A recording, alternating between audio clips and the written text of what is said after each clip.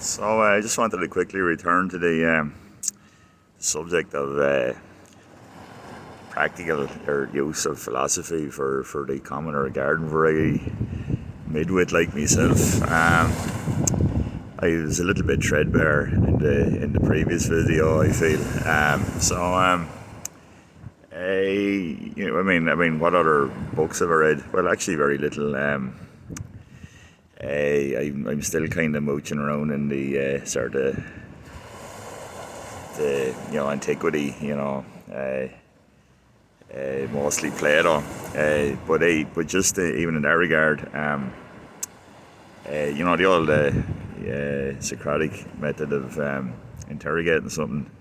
Once again, I'm painfully aware of how much of a pompous twit I sound like saying these things, but it's but that interrogation of a subject to try and get to its even its definition. It is either as an internal conversation or with your interlocutor in whatever conversation you might be having. Will it convince the other person?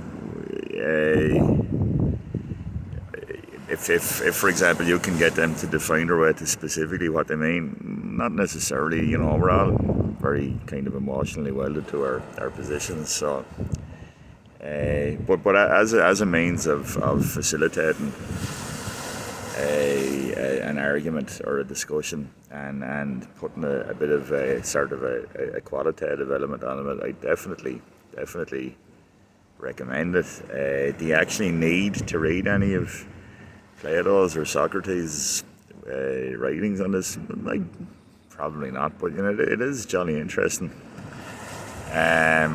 All those Penguin translations are, and this evidence so far, like they're quite readable. They're not that even intimidating. A little bit long, a little bit densely written.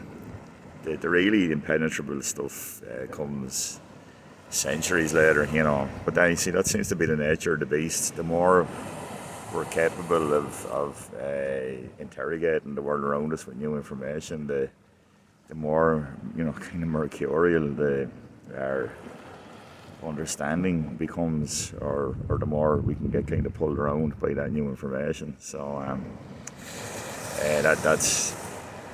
that's kind of in our current time. That I suppose these aren't necessarily things that they aren't at all things that Plato or Socrates or Aristotle or any of the rest of them had to deal with. They had a far more basic understanding of what physical reality consists of. But I think in terms of the actual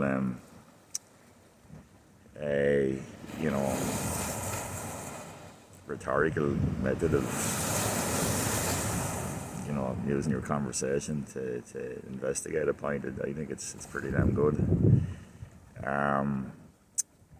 What else? I'm just starting to read the Aeneids by Plotinus, and this actually is, kind of illustrates my point. Probably one of the last great writers of Greek philosophy, and the language is much denser. It's the metaphysics is harder to understand. If again, I can hear how much of a pillock I sound even saying that, but it is, he's writing at a more abstract level. The bit I've enjoyed of it, most of it so far, was actually the little biographical sketch of the translator, Stephen McKenna. And a very interesting character. He was a bank clerk in the late 1800s in Dublin, and I just said, the hell with it, I want to be an academic and a writer, and off he went and did it. And a very interesting life.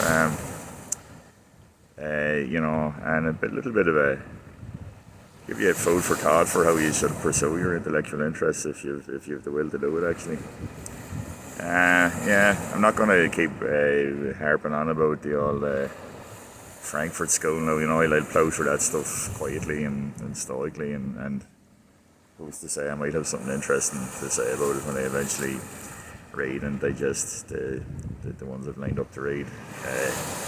No one's waiting with bated breath for any of this stuff. I know that. Anyway, beautiful sunny day in Arklow here. The sun is glinting off the sea. It's actually pretty cold though. It's only about 12 degrees and I'm only wearing a t-shirt, so probably time to knock it on the head and head back and get some productive done. So thanks for listening.